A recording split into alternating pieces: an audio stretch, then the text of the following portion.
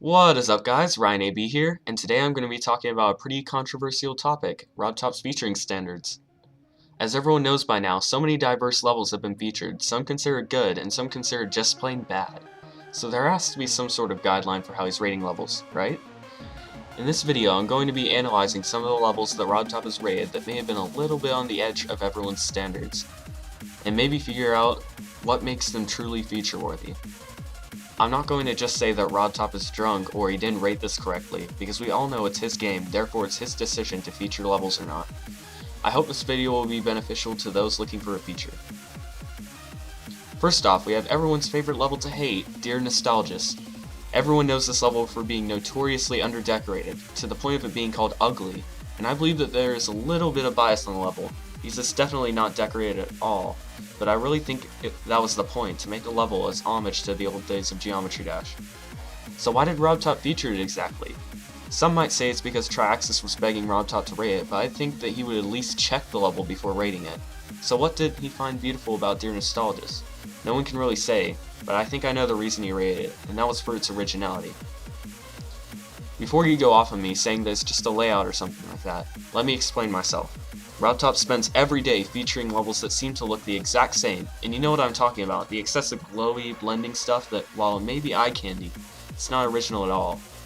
From what I've seen, more and more glow levels are being only starred and not featured, which may hint that ROBTOP is getting annoyed and bored at all these easily thought up and created glow levels.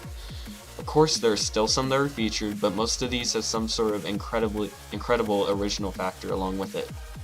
Now don't get me wrong, I love these glow levels as much as anyone else, but they are seeming to be more popular now. When something becomes an easy way to get featured, the community tends to jump right on the bandwagon. Anyone remember 9 Circles? I really think that ROBTOP is managing his game pretty well, given how many people he has to keep track of. Looks like he doesn't want to stifle people's creativity by not featuring something that looks good, but at the same time he prioritizes incredibly original levels that may or may not get praise or hate for being different. So you may ask, if Dear Nostalgist got featured, how come my level didn't get featured? This is a very good question, since lots of levels deserve feature that sometimes don't get it. Usually ROBTOP looks at the first 20% of the level before making a decision about whether to feature or not.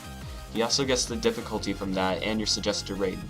Let's look at a level that a friend was asking me why it didn't get featured. This level is Everlasting by CHILLIUS, so why didn't it get featured? If Dear Nostalgist got featured, shouldn't this level be too?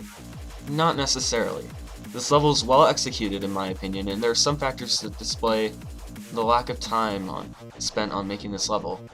One is that the level is entirely copy-pasted, and the custom background follows you until about 70%, which ROBTOP must have saw as a lack of effort.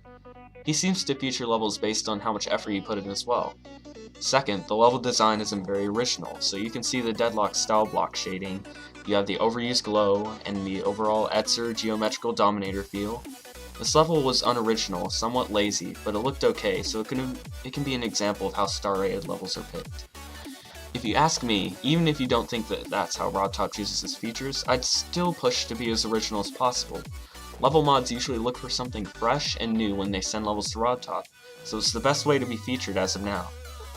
Lastly, some unoriginal levels will get featured, but probably not as high.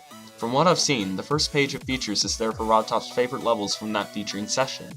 If he's gone through around 10 glow levels and comes across one incredibly new and bold level, that level has a higher chance of reaching the top.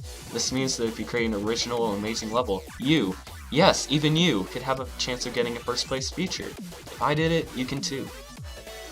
If you watched this far in the video, now's the time to decide on the topic of the next video, so leave in the comments one burning and complicated question you've always had about Geometry Dash. And if you see one you really like and want me to do a video on, go ahead and like that comment. It gives it a better chance of it being picked for the next video. Lastly, I'd like to thank you guys for watching, and if you like this explanation, go ahead and give this video a big thumbs up, subscribe if you want to see more premium Geometry Dash content, and peace out.